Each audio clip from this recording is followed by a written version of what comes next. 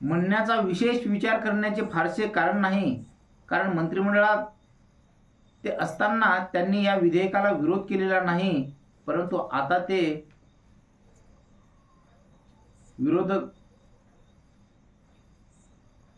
विरोधाकरताच विरोध करीत आहेत. आंबेडकर निश्चयपूर्वक पुढे म्हणाले, जेव्हा जेव्हा हिंदू निर्बंधात मागे दुरुस्ती करण्यात आली तेव्हा तेव्हा ते निर्बंध शिखांनाही लागू करण्यात आले आहेत. सरदार भूपेंद्र सिंग मान यांच्या भाषणाचा उल्लेख करून ते म्हणाले, ते भाषण तिटकारा येण्यासारखे होते.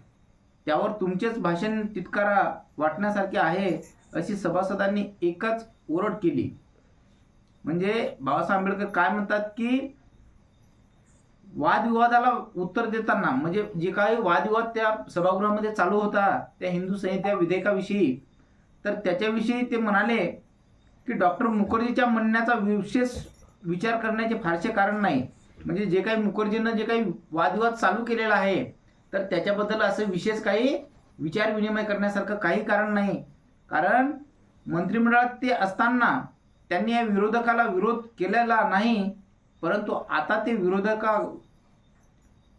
करताच विरोध करीत आहेत. म्हणजे फक्त काहीतरी एक नॉर्मल, कारण जेव्हा ते मंत्रिमंडळामध्ये सामील होते तेव्हा मात्र त्यांनी विरोध केलेला नाही, परंतु आता काहीतरी आपण एक विरोध, म्हणजे वाद नाही म्हणून वाद निर्माण करायचा, विरोध नाही म्हणून विरोध निर्माण करायचा, म्हणजे कुठलंही कारण नसताना मग हे आपल्याला जमत नाही का, मग नाही जमत, मग त्यांना म्हणायचं मला नाही जमत, म्हणजे अशा पद्धतीचं थातूर मातूर काहीतरी धतिंग तिथं नाचवायचं गाजवायचं. परंतु आता ते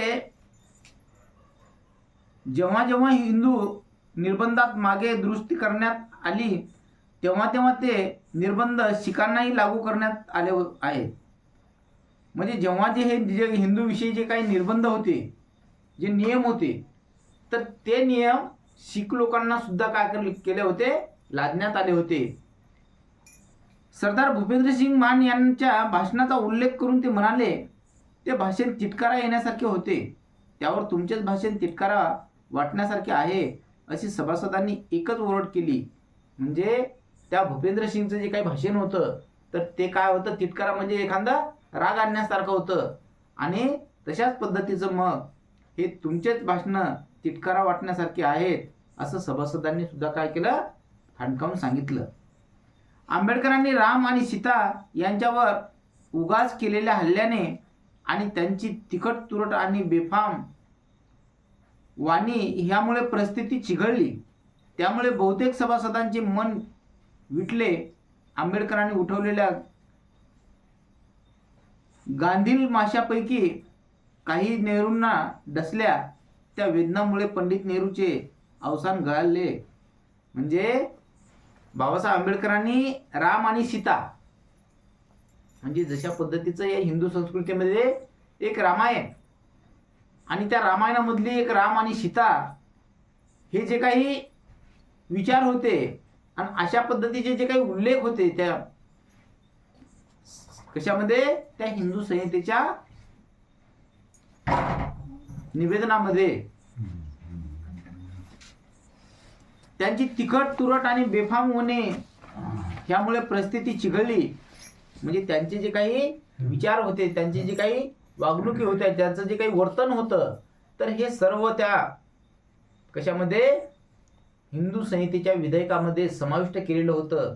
कारण हिंदू लोक अतिशय गांभीर्यानं लक्षपूर्वक आपण या अस्पृश्य समाजाला कशा कशा पद्धतीने यांचा छळ केला पाहिजे, त्यांना कशा कशा पद्धतीने आपण छळलं पाहिजे, हे सर्व काय होतं, त्यांच्या मनामध्ये ठाम ठरलेलं होतं.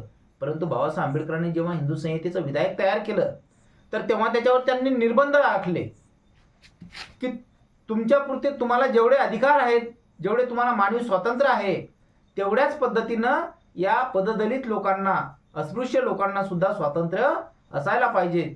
कारण ही मानव आहेत आणि तुम्ही सुद्धा मानवच आहात. कारण कुठल्याही माणसाला जर आज रोजी कापलं तर त्याच्या अंगातून काय निघते, पाणी किंवा काही दुसरे निघते का, काही प्रत्येकाच्या अंगातून रक्त निघणार. कारण माणूस तिथून कसा आहे, समसमान आहे. म्हणून डॉक्टर बाबासाहेब आंबेडकरांनी 1950 साली समता, बंधुत्व आणि न्याय या समतोल तत्वावर या देशाची राज्यघटना तयार केली. आंबेडकरांनी उठवलेल्या गांधी माशापैकी काही नेहरूंना डसल्या त्या वेदनामुळे पंडित नेहरूचे अवसान घडले. म्हणजे ज्या काही त्या विधायकामध्ये जे काही खारट असतील, तुरट असतील, काही निर्बंध असे पाळण्यासारखे असतील की ज्यामध्ये बहुजनांचं हित असेल, तर अशा ज्या काही गांजिल्या होत्या, म्हणजे गांजिल्या म्हणजे काय, असं एखाद्या काही मोहळाच्या माशाने तिथं आणल्या, म्हणजे ते तशा पद्धतीचे जे काही विचार होते, तर हे जणू काही पंडित नेहरूच्या मनाला कसे झाले होते, टोचू लागले होते, डसू लागले होते. आणि त्याच्यामुळं मग पंडित नेहरू गाढ पडले की आता काही खरं नाही. कारण ज्या पद्धतीने या संविधानामध्ये ज्या काही आडी लिहिलेल्या आहेत आणि हे जे काही लोकसभेचं सभागृह आहे, तर या लोकसभेच्या सभागृहामध्ये जे काही हिंदू संहितेचं काय आहे, विधायक आहे, ठराव आहे, तर या ठरावाला मात्र मंजुरात जर मिळाली तर खरोखर मात्र इथं सर्व समानतेचा कायदा चालल्याशिवाय राहणार नाही, असं त्या पंडित नेहरूच्या मनात वाटू लागलं. म्हणजे ते गाढ झाले, म्हणजे थकून गेले. त्या गोंधळलेल्या परिस्थितीत आंबेडकरांना त्यांनी ते विधेयक सोडून द्यायला सांगितले. म्हणजे त्यावेळेस त्यांची त्या पंडित नेहरूची परिस्थिती कशी झाली, जीव जातो की राहतो. म्हणजे आता जर विधायक आपण मंजूर केलं तर लोक आपल्या जोड्यानं हाणतात. कारण सर्व बाबासाहेबांच्या व्यतिरिक्त जेवढे लोक त्या सभागृहामध्ये होते, हे सर्व लोक कोणाच्या बाजूने होते, पंडित नेहरूच्या बाजूने होते, गांधीजीच्या बाजूने होते, राजेंद्र प्रसादच्या बाजूने होते. परंतु बाबासाहेब आंबेडकरांच्या पाठीमागं कोणी होतं का, नाही. परंतु हा जो काही 85% जनसमुदाय आहे, तर हा 85% जनसमुदाय बाबासाहेब आंबेडकरांच्या पाठीमागे होता. कारण बाबासाहेबांचं एकच मूल्य होतं, एकच तत्व होतं की बहुजन हिताय बहुजन सुखाय. म्हणजे बहुजन माझा अतिशय चांगल्या रीतीनं जीवन जगला पाहिजे, अतिशय चांगल्या सुसंस्कारित राहायला पाहिजे. याच्यासाठी बाबासाहेब आंबेडकर त्या पददलित लोकांसाठी सर्व कार्य करत असत. आणि त्यांनी सांगितलं की बाबासाहेब आंबेडकरांना त्यांनी विधेयक सोडून द्यायला सांगितले. म्हणजे बाबासाहेब आंबेडकरांना पंडित नेहरूंनी सांगितलं की डॉक्टर आंबेडकर, तुम्ही जे काही या हिंदू संहितेचं जे विधायक मांडता आहात, जो ठराव पारित करण्यासाठी जो आणला आहे, तर ते तुम्ही सोडून दुसरं काय मागायचं, तुम्हाला काय ठरवायचं ते तुम्ही ठरवू शकता. परंतु या विधेयकाला तुम्ही सभागृहामध्ये मांडू नका. कारण या विधेयकाला जर तुम्हाला मांडायचं असेल तर निश्चितच सभागृहामध्ये काय वाजेल, गोंधळ माजेल. आणि सभागृहाचं जो काही कामकाज आहे तर हे मात्र स्थगित झाल्याशिवाय राहणार नाही.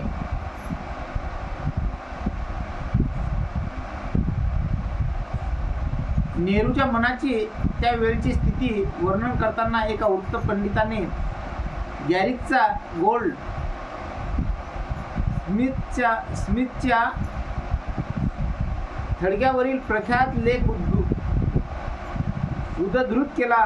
तो देवदूताप्रमाणे लिहित असे आणि बिचाऱ्या वॉलप्रमाणे पोपटपंची करीत असे.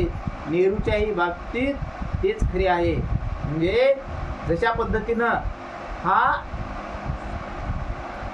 गोल्डस्मिथ जो आहे त्यांच्यावरील जो प्रख्यात लेख उद्ध्वस्त केलेला आहे, या गोल्डस्मिथच्या नावानं एक प्रख्यात असा, एक नामांकित असा एक लेख आलेला होता.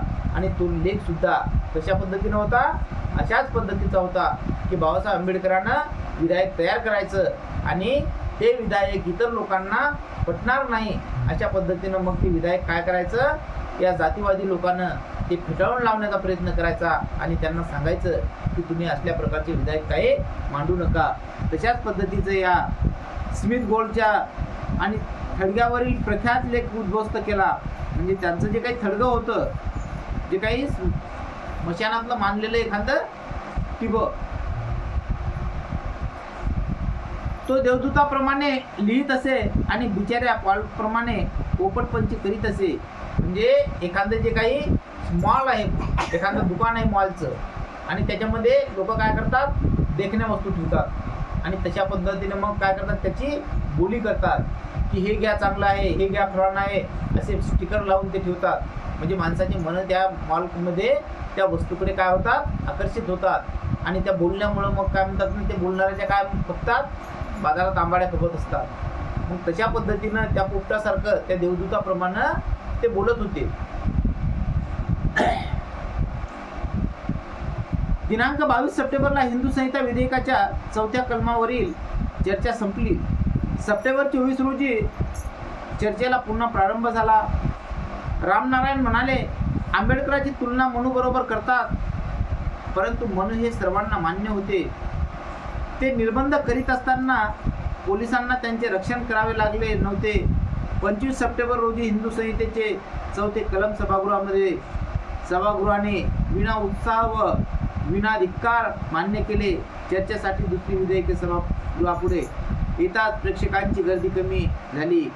आजपर्यंत हिंदू संहिता विधेयकाच्या विवाह आणि घटस्फोट या 2 भागाचा सुद्धा पूर्णपणे विचारविनिमय होऊ शकला नाही. मोठ्या केविलवाण्या परिस्थितीत त्या विधेयकांचा त्याग करण्यात आला. आंबेडकरांच्या शब्दात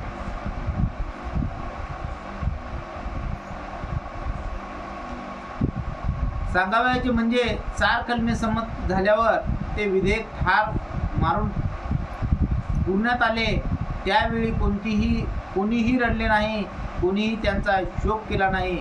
म्हणजे बाबासाहेब आंबेडकरांनी जे विधेयक, हिंदू संहितेच्या विधेयकाचं 4थी कलम या चर्चेसाठी 24 सप्टेंबरला मांडण्यात आली आणि तिचा पुन्हा प्रारंभ झाला. आणि रामनारायण म्हणाले, आंबेडकरांची तुलना मनू बरोबर करतात, परंतु मनू हे सर्वांना मान्य होते. म्हणजे बाबासाहेब आंबेडकरांची तुलना तुम्ही मनू सोबत करायला लागले, परंतु मात्र ते सर्वांना मान्य झाले. ते निर्बंध करीत असताना पोलिसांना त्यांचे संरक्षण करावे लागले नव्हते. म्हणजे कारण बाबासाहेब आंबेडकर एकटे असल्यामुळं त्यांना कशाला संरक्षणाची गरज पडली, काही घेणं नाही म्हणत. आणि 25 सप्टेंबर रोजी हिंदू संहितेचे 4थे कलम सभागृहाने विना उत्साह म्हणजे कुठल्याच प्रकारचा आनंद महोत्सव साजरा न करता सुद्धा विना धिक्कार मान्य केले. म्हणजे कारण त्यातल्या ज्या काही अटी होत्या, त्यातले जे काही निर्बंध होते, तर ते शिथिल केल्याच्या नंतर हे सर्वांना काय झालं, मग मान्य झालं. तिथं उत्साह करायची सुद्धा गरज पडली नाही आणि लोकांना काय केलं, मग ते मान्य केलं. चर्चेसाठी दुसरे विधेयक सभागृहापुढे येतात प्रेक्षकांची गर्दी कमी झाली. आजपर्यंत हिंदू संहिता विधेयकाच्या विवाह आणि घटस्फोट या 2 भागाचा सुद्धा पूर्णपणे विचारविनिमय होऊ शकला नाही. म्हणजे इतर दिवस किती दिवसापासून, म्हणजे 3-4 दिवसापासून हे जे विधेयकावर चर्चा विनिमय चालू होता, तर हा जणू काही एखाद्या लग्नासारखा किंवा घटस्फोटासारखा होत होता. आणि मोठ्या केविलवाण्या परिस्थितीत त्या विधेयकाचा त्याग करण्यात आला. आंबेडकरांच्या शब्दात म्हणजे त्या विधेयक नामंजूर करण्यात आले. आणि सांगावायचे म्हणजे 4 कलमे संमत झाल्यावर ते विधेयक ठार मारून पुरण्यात आले. त्यावेळी कोणीही रडले नाही आणि कोणीही त्यांचा शोक सुद्धा केला नाही. कारण जेव्हा हे विधेयक बाद करून सोडले, म्हणजे त्याला नास्तनाबूत केलं, त्या विधेयकाचं कुठलंही म्हणणं त्यामध्ये समाविष्ट केलं गेलं नाही. ते विधेयक नामंजूर झालं आणि मग मात्र जणू काही एखाद्या मेल्यासारखं पडलेलं आहे. आणि म्हणून तिथं मग कोणाला दुःख व्हायचं काही कारण पडलं का नाही, त्याबद्दल कोणी शोक सुद्धा व्यक्त केलेला नाही. ही घटना घडण्यापूर्वी 4 महिने अगोदर मुंबईच्या वरिष्ठ न्यायालयाचे नामांकित विधी तज्ज्ञ व संस्कृत भाषेचे पंडित न्यायमूर्ती प्र. गजेंद्र गडकर यांनी कर्नाटक विद्यापीठाच्या विद्यार्थ्यांसाठी हिंदू संहिता विधेयकावर बोलताना सार्थ अभिमानाने म्हटले होते की, म्हणजे जे काही प्र. गजेंद्र गडकर हे एका न्यायाधीश होते आणि त्या न्यायाधीशानं मग काय केलं, त्या कर्नाटकच्या विद्यार्थ्यांना, जे कर्नाटकमध्ये जे काही विद्यापीठ होतं, तर त्या विद्यापीठातल्या विद्यार्थ्यांविषयी हिंदू संहिता विधेयकावर काय केलं, बोलताना सार्थ अभिमान वाटले. जर आंबेडकरांनी आपणास हिंदू संहिता दिली तर त्यांची कामगिरी इतिहासात सद्गुणाचा परिपोष आणि दुर्गुणाला शिक्षा द्या. कवीच्या न्यायानुसार चिरंतन राहील. नियतीने मात्र आंबेडकरांना आधुनिक मनूचा पूर्ण मान देण्यास नाखुशी दाखविली. म्हणजे बाबासाहेब आंबेडकरांनी जे काही हिंदू संहितेचं विधायक होतं, तर ते मग काय झालं, तिथं भारतामध्ये चाललं नाही.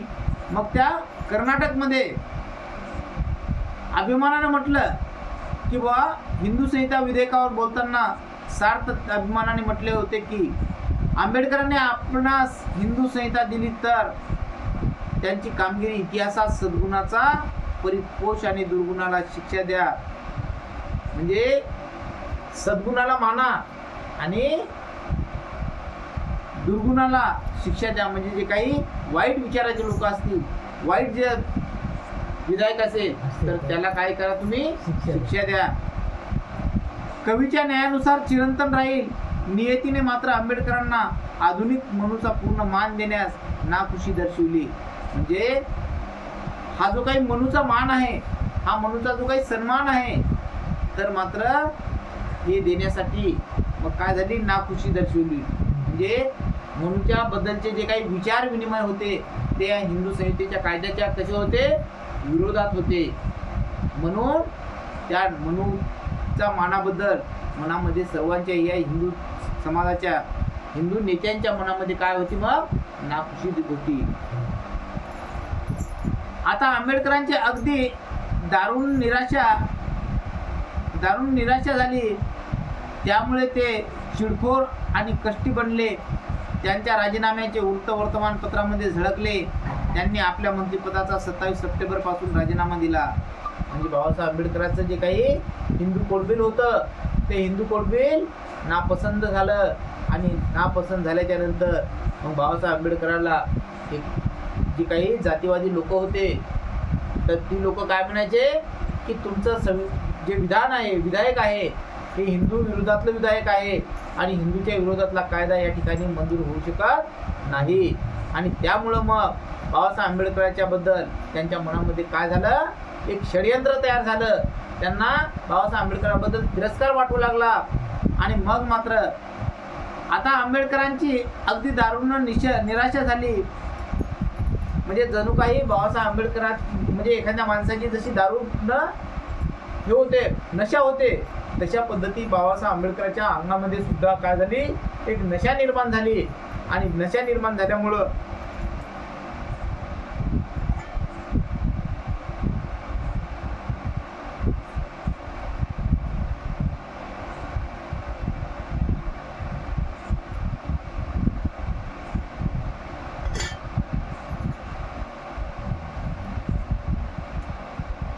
त्यामुळं ते चिडखोर आणि कष्टी बनले. त्यांच्या राजीनाम्याचे वृत्त वर्तमानपत्रामध्ये झळकले. त्यांनी आपल्या मंत्रिपदाचा 27 सप्टेंबर पासून राजीनामा दिला. म्हणजे बाबासाहेब आंबेडकरांना त्या जे काय आपलं मंत्रिपद होतं, त्या मंत्रिपदामध्ये त्यांना अजिबात करमत नव्हतं. कारण जर आपण आपल्या हिताचे, आपल्या गोरगरीब जनतेचे जर विधायक या ठिकाणी मांडत असू आणि ते जर विधायक या सभागृहामध्ये मंजूर होत नसेल, तर आपलं मंत्रिपद राहून काही उपयोग नाही. म्हणून बाबासाहेब आंबेडकरांना 27 सप्टेंबरला आपल्या पदाचा राजीनामा फेकून दिला की छे मला नको आहे मंत्रिपद.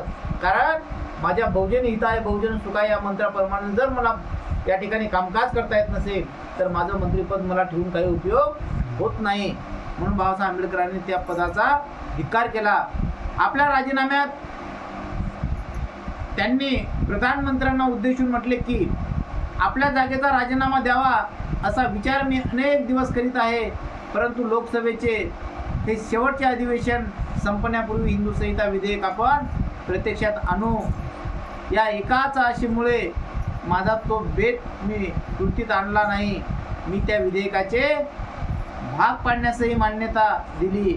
म्हणजे बाबासाहेब आंबेडकर काय म्हणतात, त्या पंतप्रधानांना म्हटलं, तेव्हाचे पंतप्रधान कोण होते, पंडितराव नेहरू.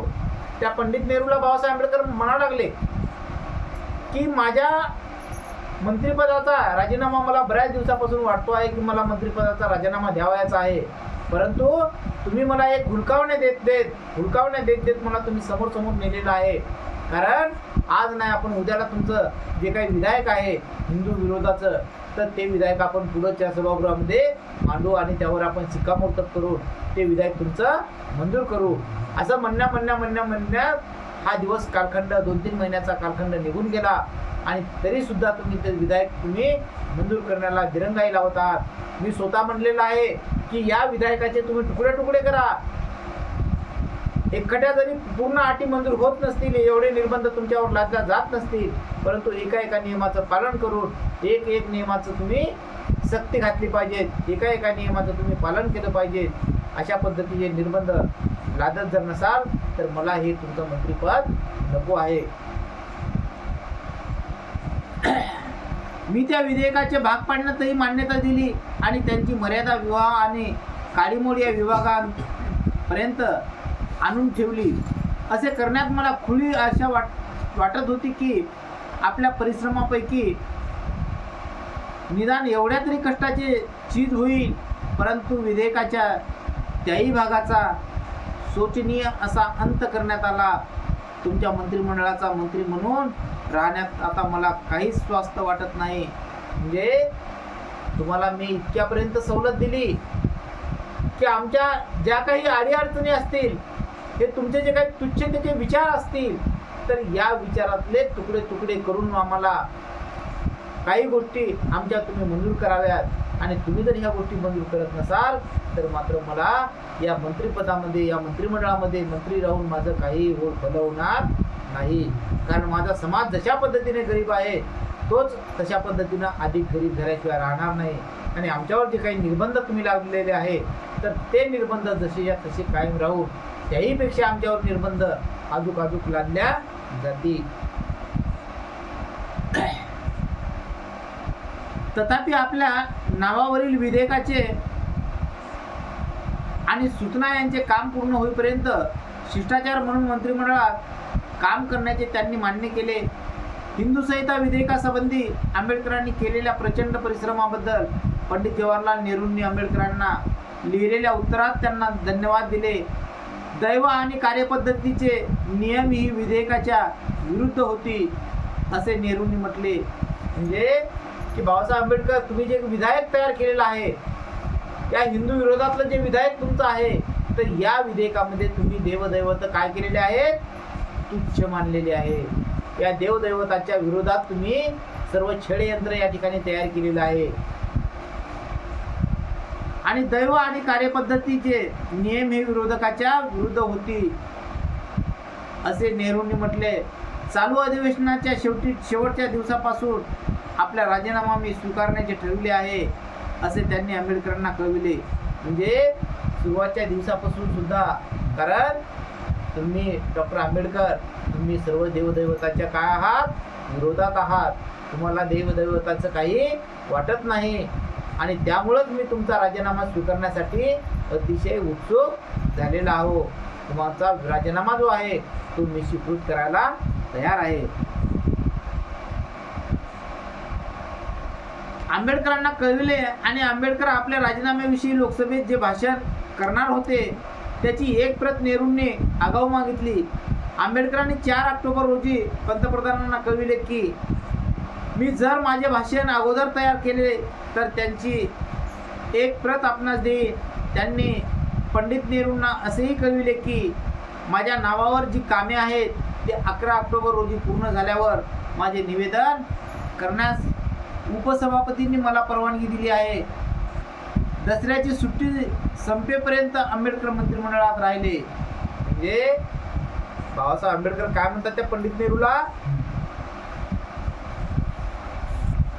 मी जर माझे भाषण अगोदर तयार केले तर त्याची एक प्रत आपणास देईल. कारण पंडित नेहरूनं म्हटलं होतं की डॉक्टर आंबेडकर, तुम्ही जे काही भाषण बोलणार आहात, जे काही भाषण करणार आहात, तर त्या भाषणाची एक प्रत तुम्ही तयार करा आणि ती प्रत पटलावर ठेवून ती आमच्याकडे सुपूर्द करा. परंतु बाबासाहेब आंबेडकर त्यांना उद्देशून म्हणतात की मी जर माझे भाषण अगोदर तयार केले तर त्याची निश्चितच एक प्रत आपणास सुपूर्द करीन. त्यांनी पंडित नेहरूंना असेही कळविले की माझ्या नावावर जी कामे आहेत ती 11 ऑक्टोबर रोजी पूर्ण झाल्यावर माझे निवेदन करण्यास उपसभापतींनी मला परवानगी दिली आहे. दसऱ्याची सुट्टी संपेपर्यंत आंबेडकर मंत्रिमंडळात राहिले. म्हणजे माझे जे काही कामं आहे तर ते कामं 11 ऑक्टोबर रोजीपर्यंत मी पूर्ण करणार आहे. आणि दसऱ्याची जी काही सुट्टी आहे म्हणजे कारण दसऱ्याच्या सुट्टीबद्दल मी या मंत्रिमंडळामध्ये राहणार आहे आणि दसऱ्याच्या नंतर मात्र या मंत्रिमंडळाचा काय करणार आहे, मी त्याग करणार आहे. ते मंत्रिमंडळ सोडून देणार आहे. 11 ऑक्टोबर 1951 रोजी लोकसभेचे काम सुरू झाले. त्या दिवशी प्रश्न विचारावयाचा तास नव्हता. सीमा निर्धारक विधेयकावरील डिलिमिटेशन चर्चा प्रथमतः घेण्यात आली.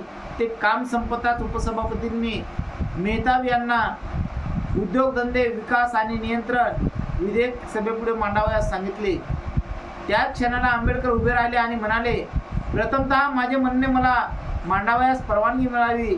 त्यावेळेस उपसभापती म्हणाले की जर आंबेडकरांनी स्वतःच्या भाषणाची आगाऊ प्रत आपणास दिली असती तर आपण त्यांना बोलावयास परवानगी दिली असती. उपसभापतीचे हे म्हणणे ऐकून आंबेडकरांना आश्चर्याचा धक्काच बसला. आंबेडकरांनी सायंकाळी 6 वाजता भाषण करावे अशी आणखी पुस्ती उपसभापतींनी आपल्या भाषणात जोडली. म्हणजे बाबासाहेब आंबेडकर 11 ऑक्टोबर रोजी सभेचं कामकाज पुन्हा सुरू झालं आणि सभेचं कामकाज सुरू झाल्याच्या नंतर त्याचं जे काही लिमिटेशन आहे त्याच्यामध्ये जे काही ठराव मांडण्यात आलेले आहे तर त्या ठरावाची मग एक काय झाली, यादी तयार झाली आणि त्या यादीमध्ये प्रश्न विचारण्याचा तास नव्हता. सीमा निर्धारक विधेयकाचं वरील लिमिटेशन म्हणजे उद्योगधंद्याबद्दल, विकासाबद्दल आणि नियंत्रण विधेयक या अशा सर्व गोष्टी त्या सभेपुढे मांडण्यात सांगितले. त्याच मांडावयास परवानगी मिळावी. त्यावेळी उपसभापती म्हणाले की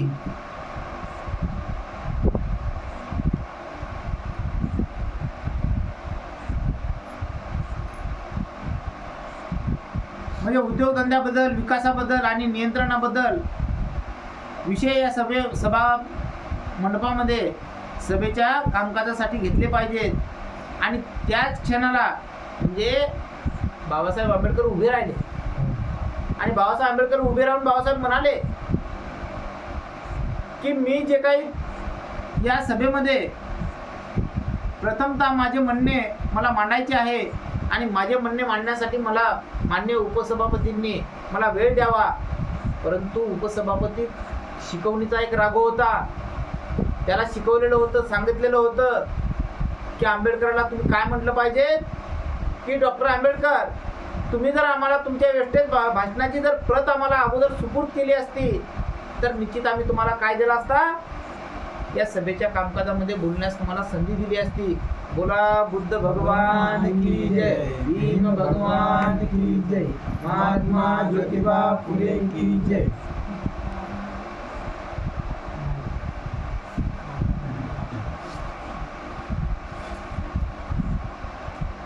अरे दोघं जण लेस सोड झोपायला मी काय मिळे इकडं झोपायली, नवरा इकडं झोपायला. अबे टिके काढा ना टिके.